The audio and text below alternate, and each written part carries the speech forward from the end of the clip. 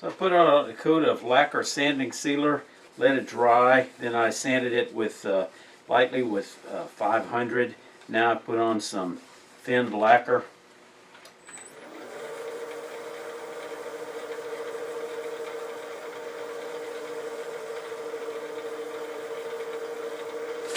Whoa!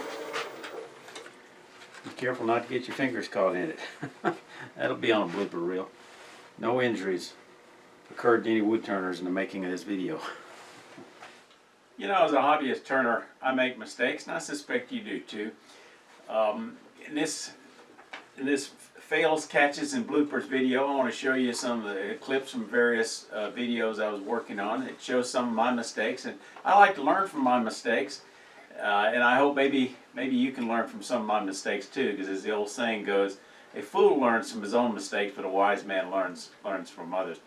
Some of these incidents in these videos were included in the original video. Some of them were on the cutting room floor. I learned from some of them, but some of them were just stuff happens sometimes, and they were just included in the video for a little bit of humor, although they actually did happen.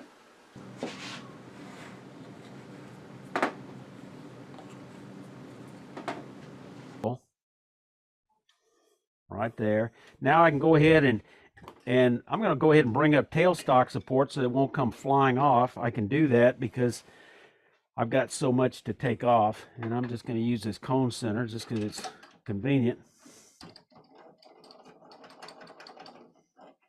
And bring that up. Give it a little bit of, just a little bit of support, because I'm going to get aggressive in taking this thing down just because it's a demo. So I'm going to get the speed up a little bit, lower the tool rest down a little bit, come right in, give myself just a little margin for error. Whoa! I said it was soft.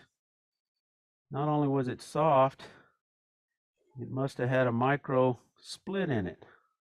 That wasn't pretty. And just round it over a little bit. This is a nice piece of cherry burl on this handle, so I want whoever gets this thing to really feel good about it.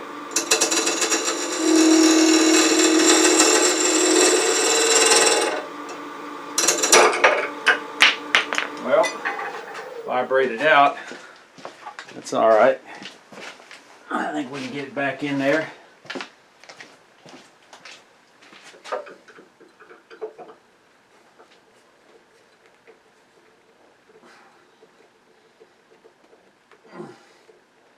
Trying to thread it in.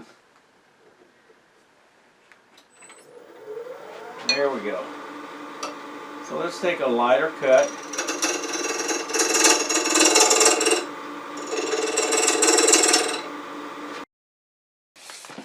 When I got ready to measure this angle on the new stool, and I just stuck in dry fit the legs, I realized something had horribly gone wrong in the drilling the bottom of the stool. Where this was supposed to be 18.5 inches long, it's only 14.5 inches long, so it's 4 inches off, so it doesn't splay far enough for it to be stable. So I've got to go back and re-drill those holes and plug the old holes. So I made this little angle platform. It's got a hinge on it. I got the plans for this out of Keith Rowley's book, A Foundation Course in Wood Turning. You could also just turn your platform on your drill press and drill in the other direction, or you could just cobble together a board with a support behind it. I thought I'd be making more than one stool when I made this several years ago, and I have. I've got these little angle blocks that I could put in at different sizes. This is 15 degrees. The one I've got in there is 12, which I think will work out just fine for this particular stool. On that fit. Now I'm pounding it in, and I hit it with the handle, and unfortunately I snap off the base, but because there was a stem on it, I didn't rip out any little shards. It didn't really go into the base, so it wasn't really a problem. I like to keep that bottom on there because it makes it a little easier to line up the live center and make sure you've got this thing really centered in the jam chucks. It wasn't stable enough, so I decided to glue a couple of turned feet out of walnut with some very shallow drilled holes. Let's see how that looks. And because it's got 3 points, it's, you know, like a three-legged stool, it'll always balance.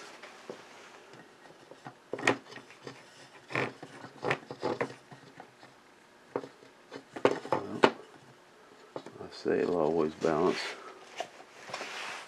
Maybe it won't.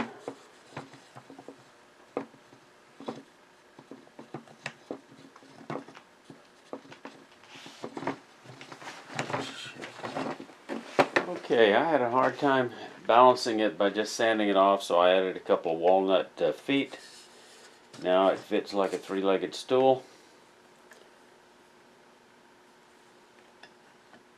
There's the phone.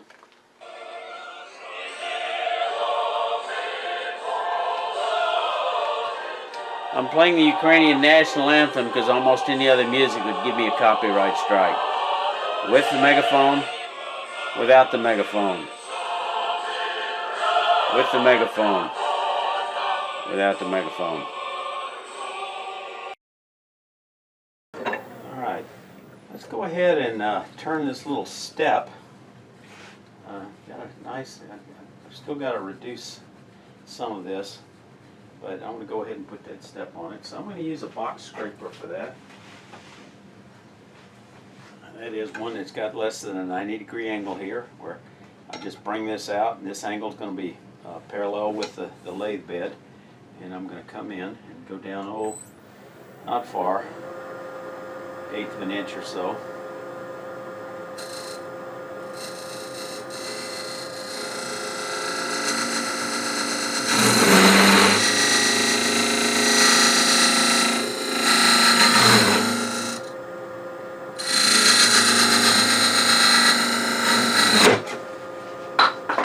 That was exciting.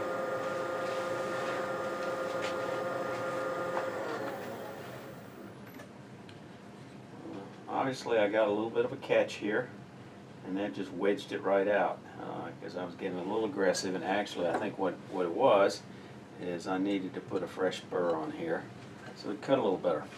So let's put it back in. Again, dyed, I think, makes for an interesting look, kind of colorful on an ornament. The other technique, okay, it's only wood. Keep them a-rolling. Alright, I'm going to go ahead and start cleaning up the inside with a box scraper, or a round nose scraper. I'm going to use a conventional scraper because I need to bring out a little bit of wood that's got a bit of a burr to it. I'll bring this up just a hair so I can, handle will be up higher than the cutting edge.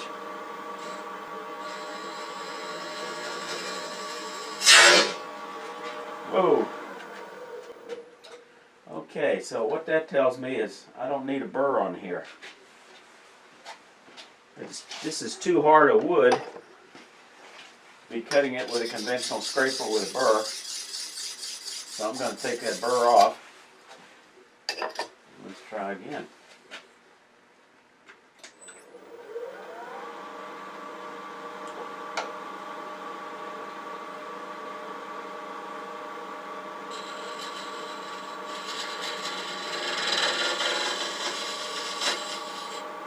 That's a little bit better.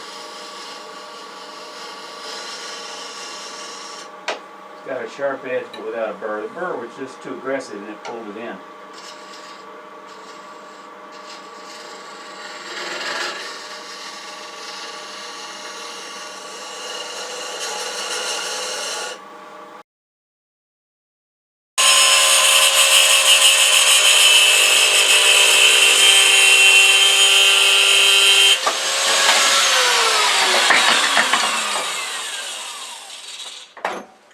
Well,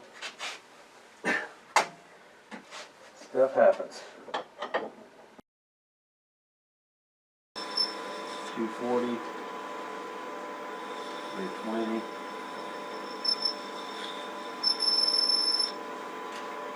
let's go ahead and finish parting it off. I'm going to use this beating and parting tool because I think I can get a better slice and cut here. You can use a spindle gouge.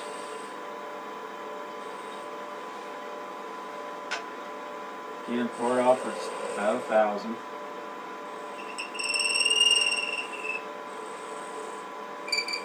I'm going to slice away from those nose fibers so we don't get clear out.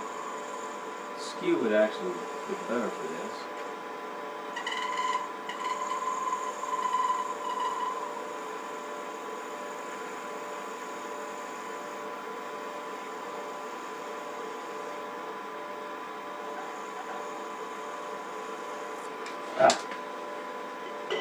Hit the floor. Okay, let's go find it. Alright, my project starts with a blank about 9 inches across and with a Richard Raffin style homemade screw chuck. And we're going to,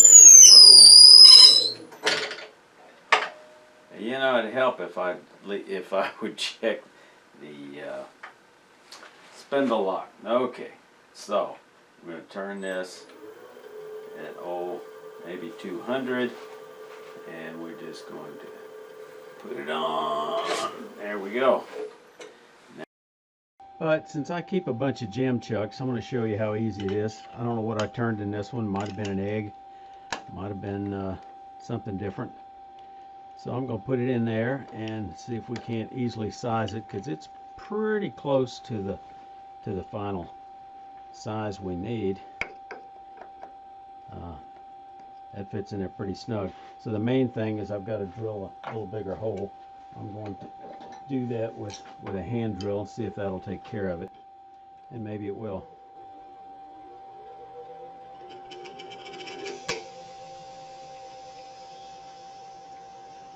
The trouble about drilling a hole where it's already there, it just gets very aggressive and snatches up. So let's see how deep that's got to go.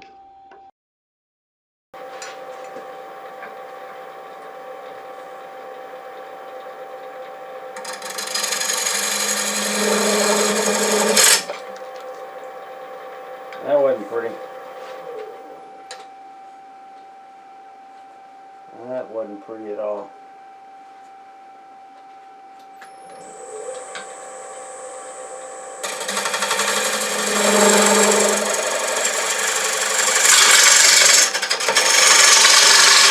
We'll go much further. I think I'm going to see if I can't clean that up.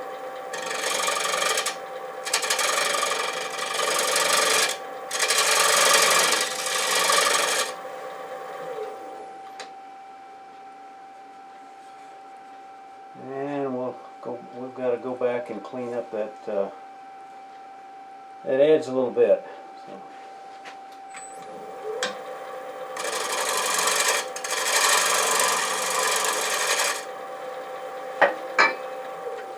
So, deja vu all over again. Let me come back and take care of that, and then we'll come back.